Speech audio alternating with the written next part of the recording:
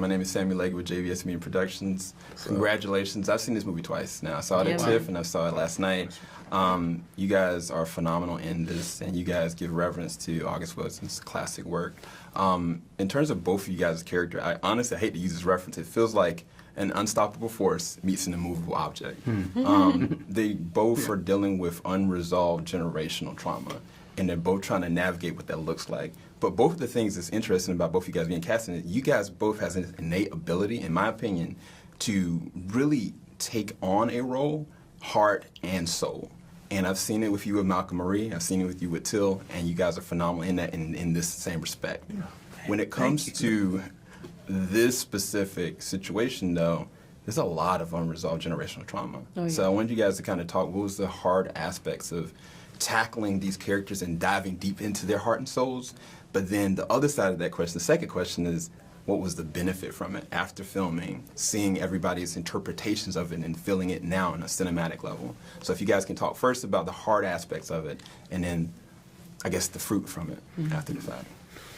Well, there's the multiple layers at work here. There's the legacy of August Wilson and what his work represents to so many that look like us, and his exploration into family dynamics. There's that. Then within the characters, the interiority of his writing, the poetic, spherical way he writes about the trauma, of the generational trauma that they're dealing with. Also, the issues that are unresolved with the late passing of her husband, him going to prison, and then ultimately what we're here for is the piano. So all of those things you try to consider, but at the same time, I don't think you can necessarily focus on them too intently unless you're going moment to moment. It depends on what the moment is giving you. So I was really more reacting. I was trying to focus on the behavior of somewhat, and then let that dictate how to deal with the pain that you're talking about from scene to scene.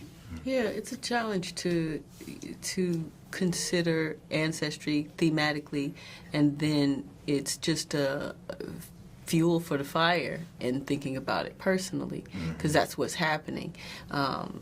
The Washington family's legacy is literally carved into the actual piano as object on set.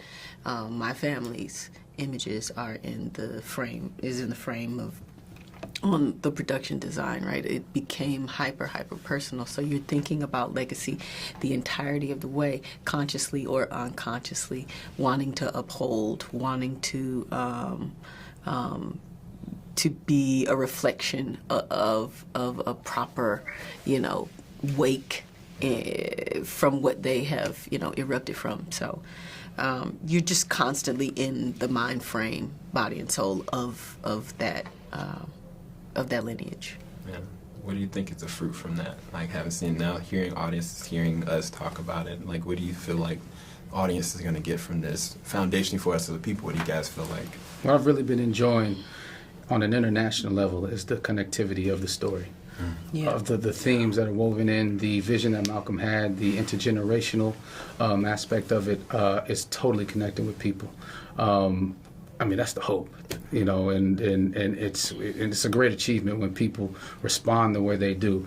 Saying the things that you obviously love, like, oh, the film was great and it looked great and the acting was great and all that stuff, which is great. But like how they make it personal, like they're talking, like this film, August Wilson specifically is talking to them. All different ages. There were some high school students that saw it in Telluride that connected to it, and then there's Wilsonians of in the that are more mature that also feel the same thing and loved how Malcolm opened up the film. Yeah. Oh, I mean, you said it. Yeah, I'm pretty good on that. It's amazing. You guys are amazing. Thank you guys so much. Thank you.